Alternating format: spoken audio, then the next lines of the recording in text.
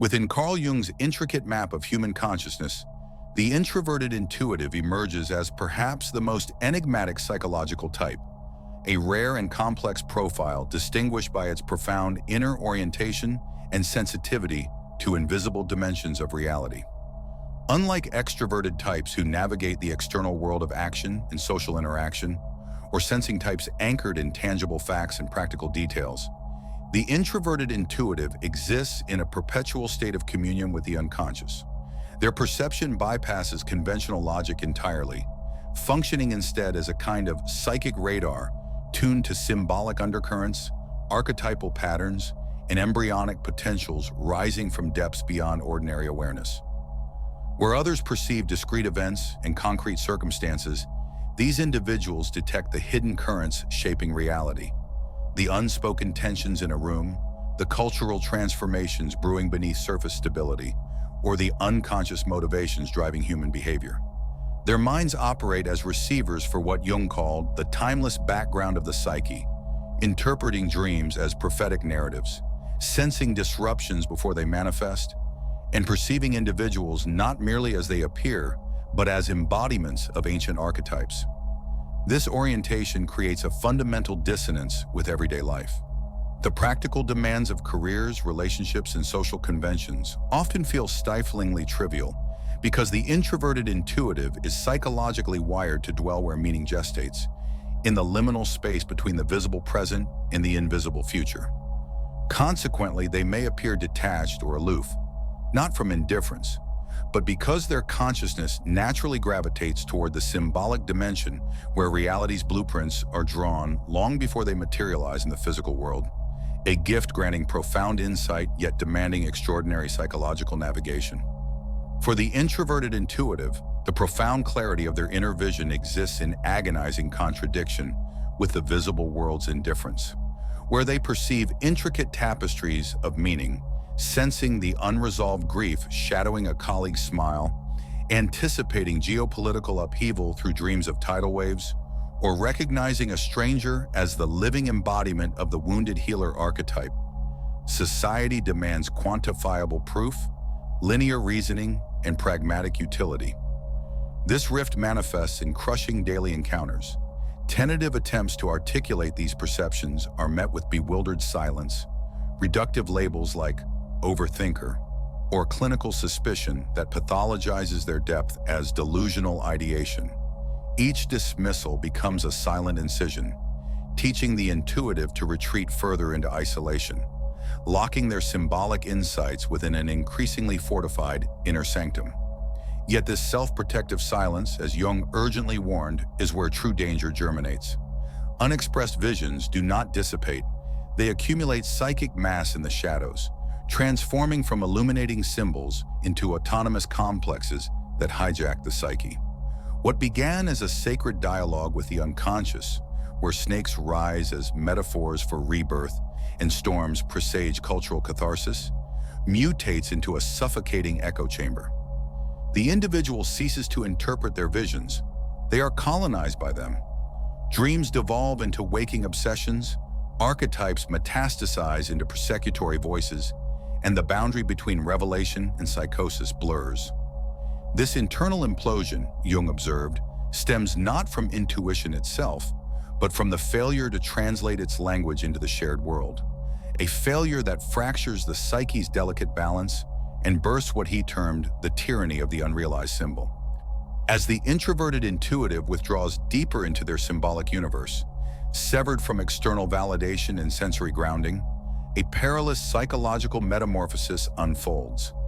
One Jung termed inflatio, where the fragile ego becomes intoxicated by archetypal forces rising unchecked from the unconscious. This insidious process begins subtly.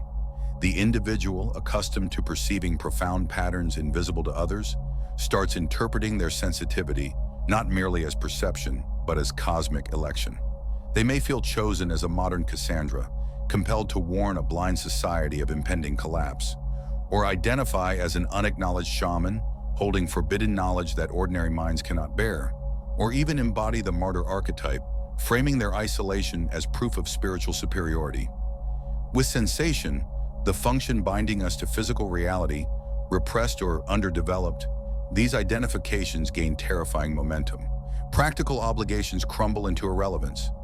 Why tend to bills when I see civilizations rising and falling? Relationships become transactional props in their internal drama. They exist only to witness my awakening. Criticism morphs into imagined persecution. Their skepticism confirms my enlightenment, while self-doubt is exiled as a weakness unworthy of their archetypal role.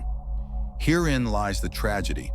The very symbols meant to guide individuation, the wise elder, the visionary, the wounded healer, mutate into psychological parasites. The ego, swollen with borrowed grandeur, dissolves its boundaries. Rational discernment evaporates as the individual conflates personal intuition with divine revelation, interpreting mundane events as cosmic signs. A crow's flight becomes an omen. A stranger's glance transforms into mystical recognition. Jung observed this fracture most acutely in patients who, like Icarus, flew too close to the archetypal sun. One man abandoned his family to wander the streets preaching apocalyptic poetry. A woman starved her body while communing with ancestral spirits. Their unmoored psyches mistook psychic inflation for transcendence, trading embodied existence for a self-referential hallucination where every symbol reinforced their grandiosity while eroding their grip on consensus reality, a double prison of isolation and delusion.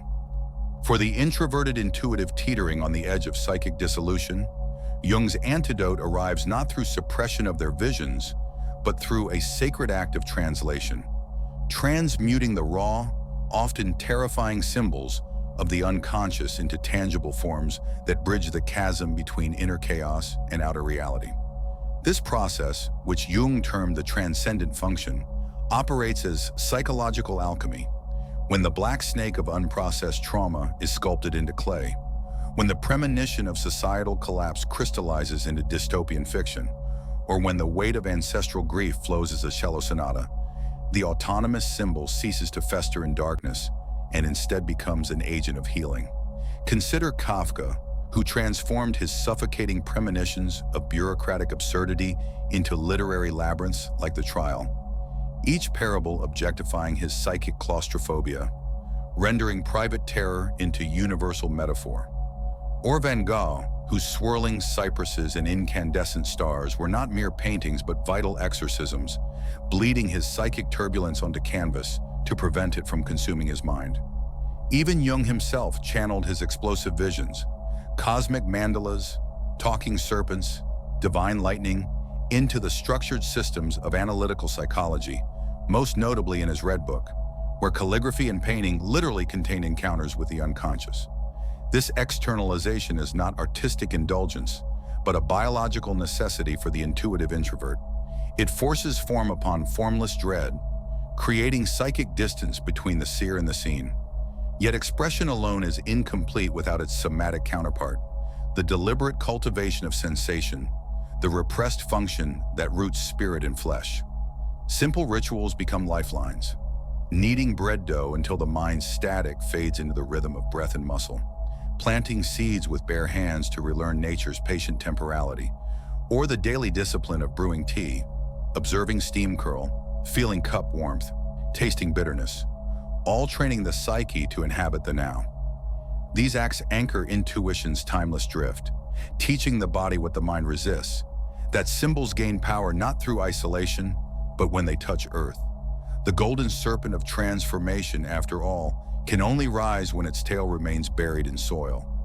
Even when armed with creative expression and grounded rituals, the introverted intuitive confronts modernity's most insidious gauntlet, sustaining their inner truth within a global culture that systematically devalues depth, intuition, and symbolic perception.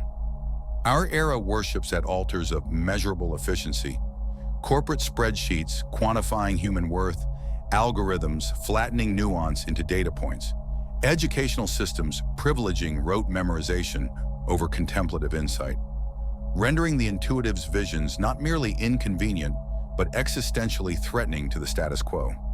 Daily, they face micro-choices demanding soul-deep compromise, silencing a prophetic observation in a boardroom to avoid being labeled unrealistic, numbing their sensitivity to a friend's hidden despair to evade accusations of over-empathizing, or muting their critique of a society racing toward ecological collapse for fear of professional exile.